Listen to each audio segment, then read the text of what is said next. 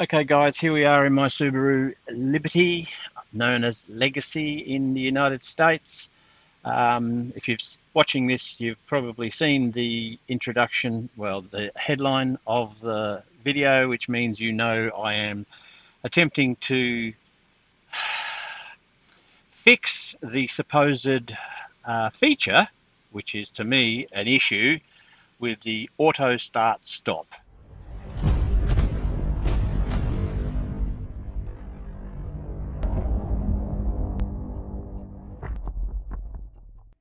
As you can see here, I've turned on my car and that button there is now orange. The A with the circle around it is orange.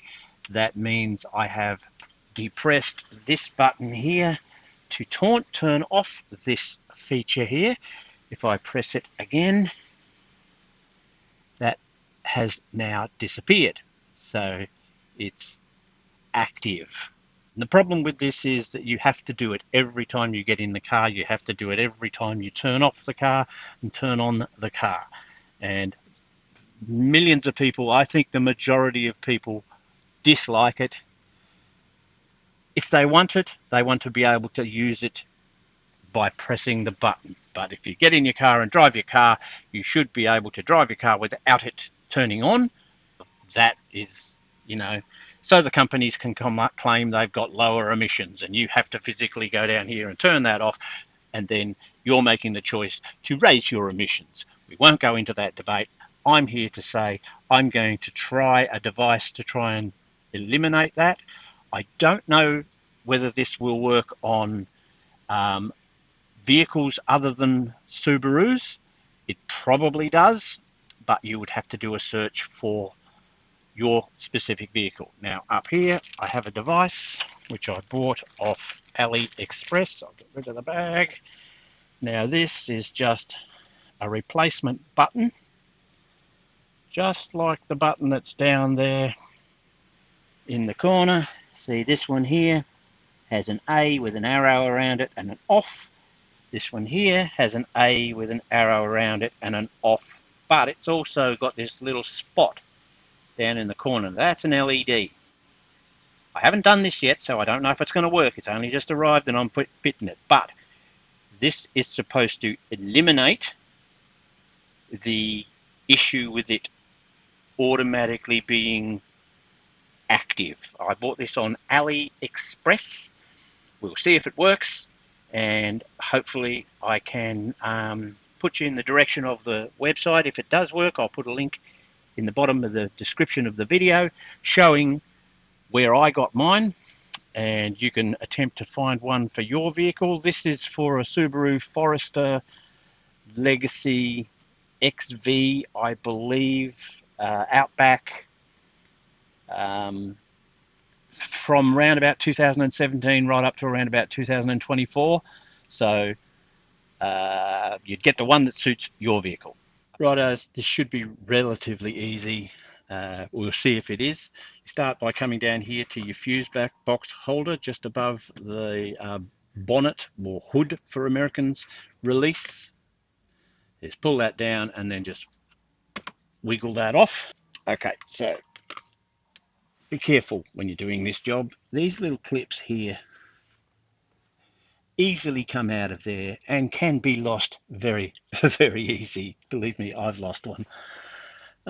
Took ages to find it. Right, so the idea is we've got to get this panel out. Now, if you get your hand in there and press, so all I did was got my hand in underneath these switches here. So get your fingers in underneath there and then press. They're just clipped in. These little clips on the side here, they just release and let it out. I wouldn't do this 50,000 times. Being a plastic unit, you never know, they could break. But anyway, we've got that out. So now you find your corresponding button, which is this one here, which is that one there. So now we shall release the tab on this and pull the little wire out. Then we have to try and get the actual button out.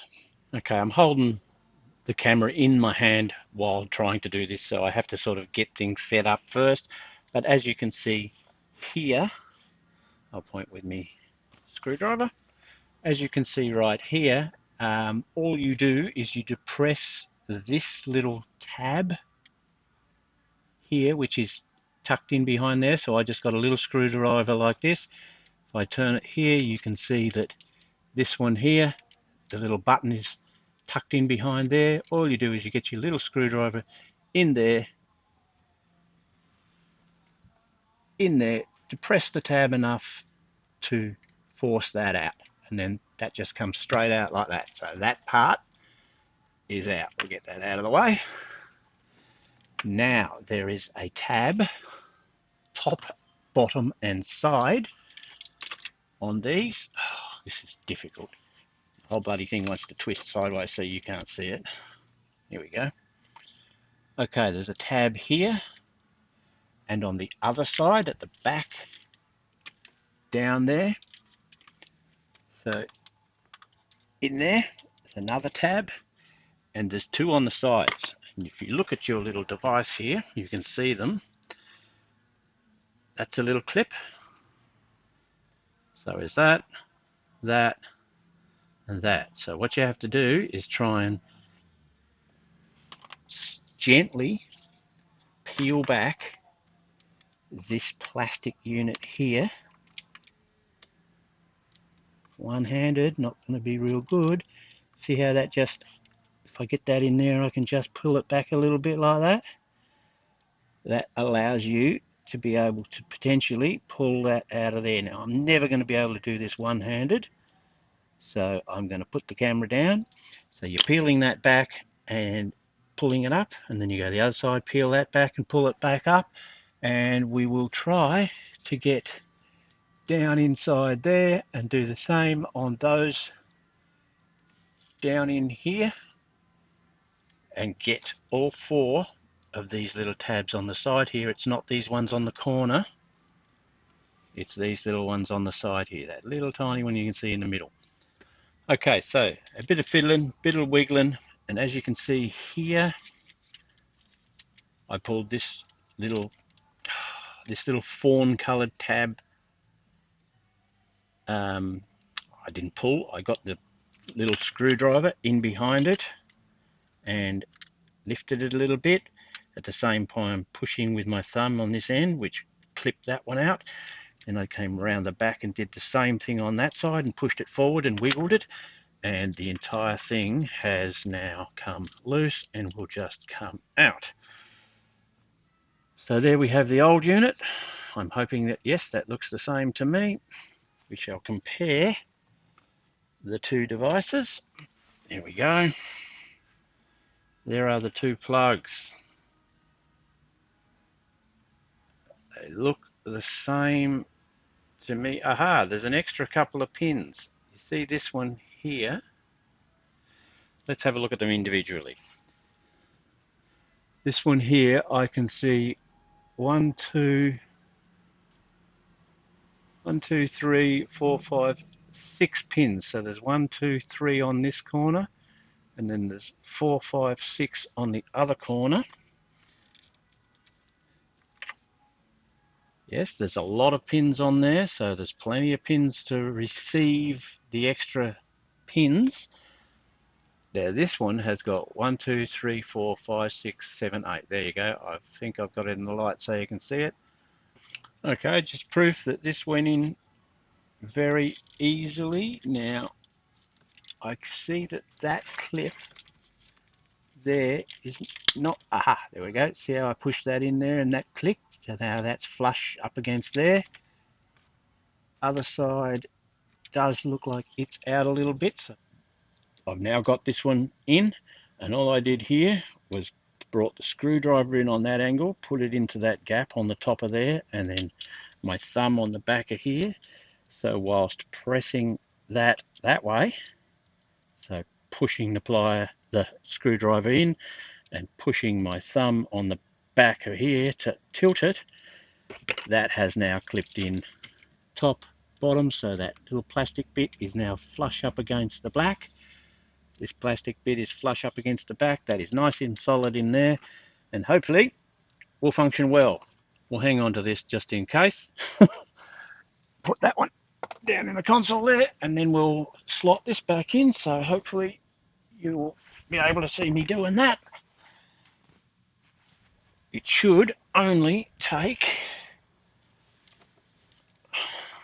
that out of the way, me to do that, feed all the wires in gently, get it into position, whoop, get it into position, and press. Bingo. That's in, that's in. Let's get that back into there, that into there, job done.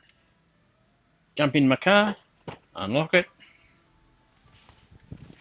come in, close the door, foot on the brake, start her up, and as I say, the light is off, but we'll wait a few seconds, not sure how long, bingo, about 5 seconds, and that light has now come back on again.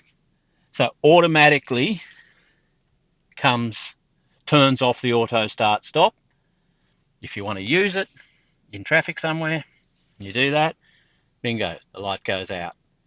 So you can still use it or not use it. It's just that having this device in here means that it automatically starts in the off position.